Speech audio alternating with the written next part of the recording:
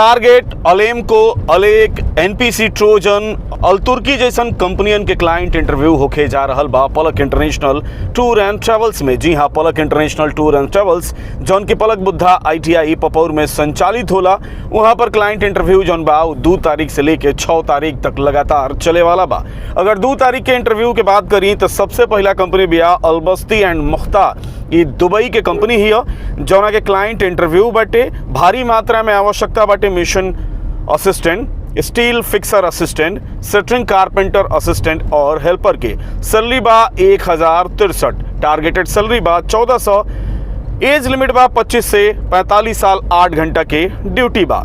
एक बाद 3 तारीख के एमकन इंजीनियरिंग, ये कतर के कंपनी है जौना के नॉर्मल मेडिकल बा और QVC एम्प्लॉयमेंट वीज़ा बाटे। भारी मात्रा में आवश्यकता बाटे pipe fitter, pipe fabricator, pipe fitter, fireline experienced, structural fitter, structural fabricator, electrician industrial, airless spray painter, instrument fitter, rigger, grinder, storage tank, MIG and arc welder, TIG and arc welder CS, TIG and arc multi welder, storage tank erector, storage tank fabricator, sand blaster, scaffolder CLSRC-L1, scaffolder, Enertech. Salary जौने में बाटे 1150 से लेकर के 2600 तक बाटे plus over time बा। Age limit बाटे 25 से 40 साल, 8 घंटा के ड्यूटी प्लस 2 घंटा के ओवर टाइम पर डे बा। एक बाद 3 तारीख के ही शोभा कंपनी के क्लाइंट इंटरव्यू बा। दुबई के कंपनी है, नॉर्मल मेडिकल बा, एम्प्लॉयमेंट वीजा बा। भारी मात्रा में आवश्यकता बाटे mason tiles, mason marble, mason block, mason plaster, POP mason, scaffolder, gypsum carpenter के। सैलरी बा 850 से लेकर के 1050 तक प्लस ओवर टाइम।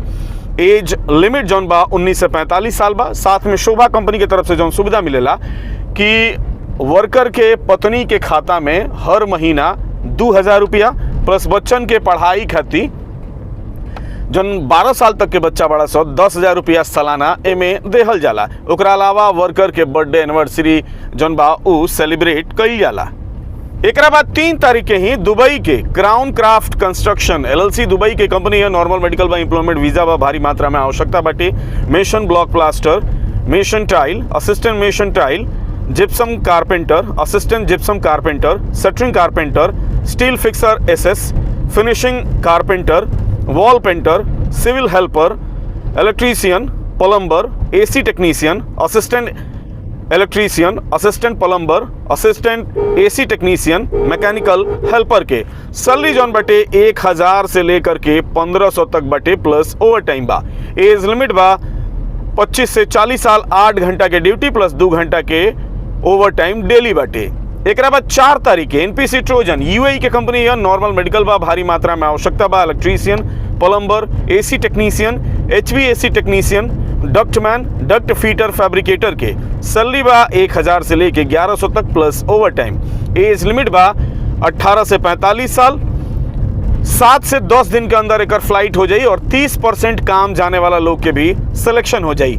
एक बाद 4 तारीख के ही ADC एनर्जी सिस्टम, ये दुबई के कंपनी है, नॉर्मल मेडिकल बा, एम्प्लॉयमेंट वीजा बा। भारी मात्रा में आवश्यकता बा rigger, assistant rigger, grinder, assistant grinder, gas cutter, assistant gas cutter, scaffolder, assistant scaffolder, vessel fabricator, tank fabricator, sand blaster and painter, mechanical helper के। सैलरी बा 750 से लेकर के 1250 प्लस 250 प्लस ओवर टाइम।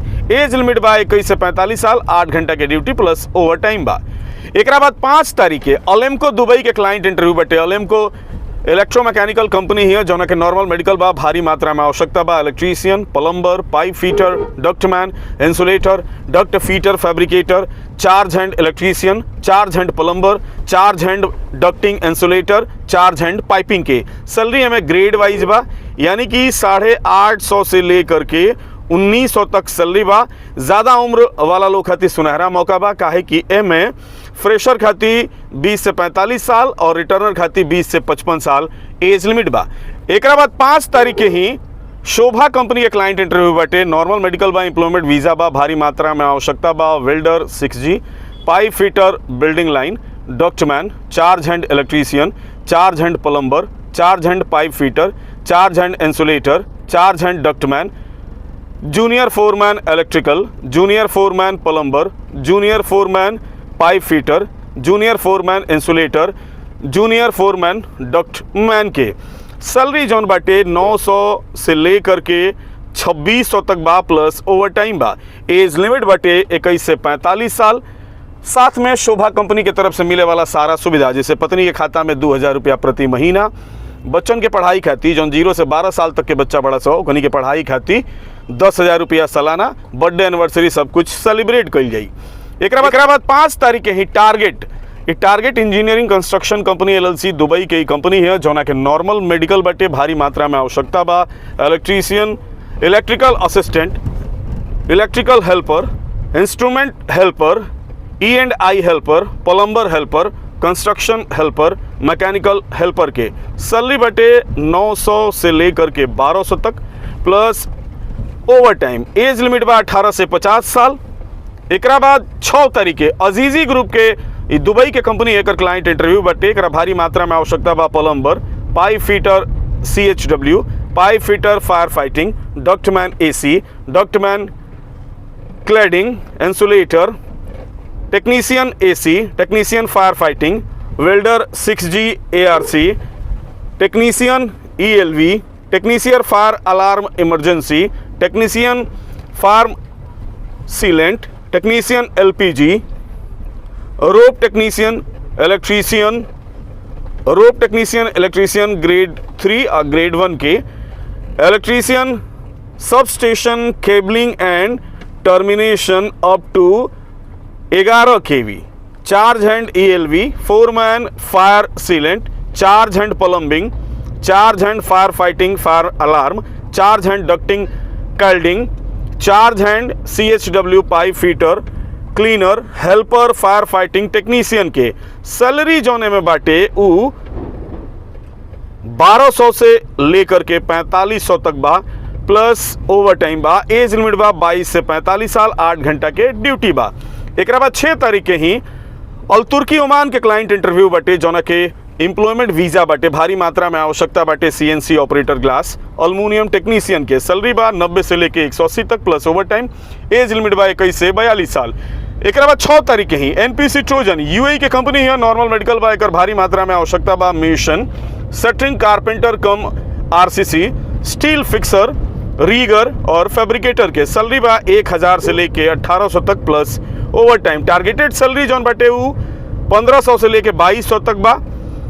30% काम जाने वाला लोग के भी हमें सिलेक्शन हो जाई, 7 से 10 दिन के अंदर फ्लाइट बा।